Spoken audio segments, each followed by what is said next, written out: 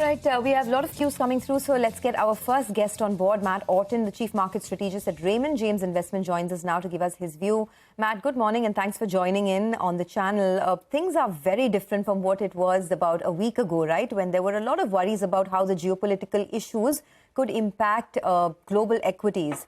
But now the markets have sort of moved forward from that and once again resumed their uptrend. How are you feeling about a market like India now? Hey, good morning, Sonia. Always good to see you.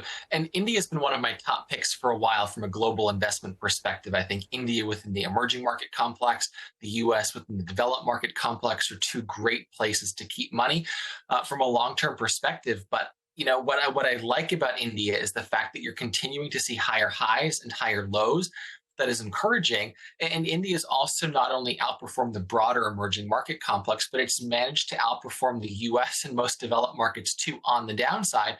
And it's continued to move up. And I think a big part of that is just related to the expansion of supply chains continuing to move into India. There's longer term earnings momentum that's associated with that.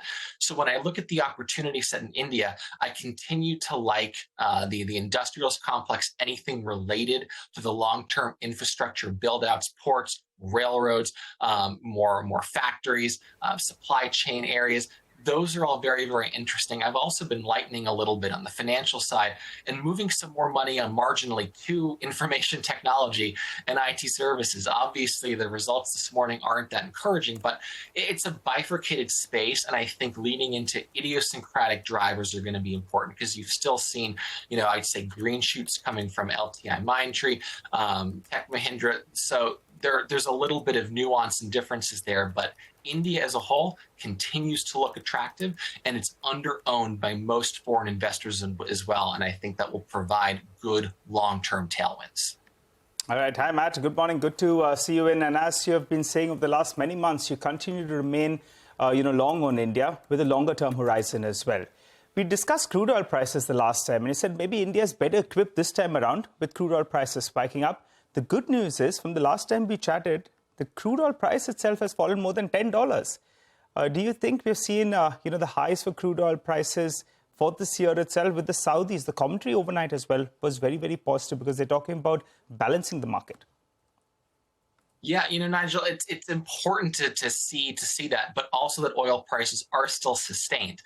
Energy as a sector globally is one that I think continues to look attractive, and it's because there's such a demand-supply imbalance in the oil space. You've seen massive underinvestment in capital discipline on the part of a lot of large companies, and at the same time, you've seen demand hold up much better than I think a lot of strategists and economists would have expected, given that the global economy has been in good shape. So I think, again, India benefits from the fact that we're seeing a little bit of relief and the fact that there's willingness on the part of Saudi and the OPEC Plus members to provide supply if and when it's absolutely necessary. So we kind of have a nice range, and I expect to see this probably $80 to $95 range hold over at least the next 6 to 12 months. Right. Matt, do you have a sense on the auto and auto ancillary space right now? You did say that you like the manufacturing sector. You are incrementally moving some money to the financials as well. But in the past, you've said that opportunities are opening up in the auto and auto ancillary sector. Stocks have done well. Are there any particular areas that you like there? Yeah, I like light SUVs, light duty vehicles, farm equipment exposure. So as you continue to see rural India continue to build out, there's clearly a need for more food, agriculture, grain. And so anyone that has exposure to those sort of light segment vehicles are going to do well. And you've seen that reflected in earnings reports from a lot of the companies that operate there. So Mahindra, Maruti Suzuki, those are both two companies that have done very well, and I think have those long-term secular growth drivers that you want. And India, I think, stands out with that respect from the auto area because I don't love autos across most of the rest of the world. But when you have an economy that's continuing to grow, you have a burgeoning middle class and also a need for more agriculture investment, those tailwinds really all line up and I think continue to overcome any sort of near-term, maybe economic challenges. So I think that sector is poised to continue to do really well going forward. Okay, and there are some big target price upgrades and earnings upgrades that have come through in the last many days as well. Matt, thanks a lot for joining in. Appreciate your thoughts here on CNBC TV 18.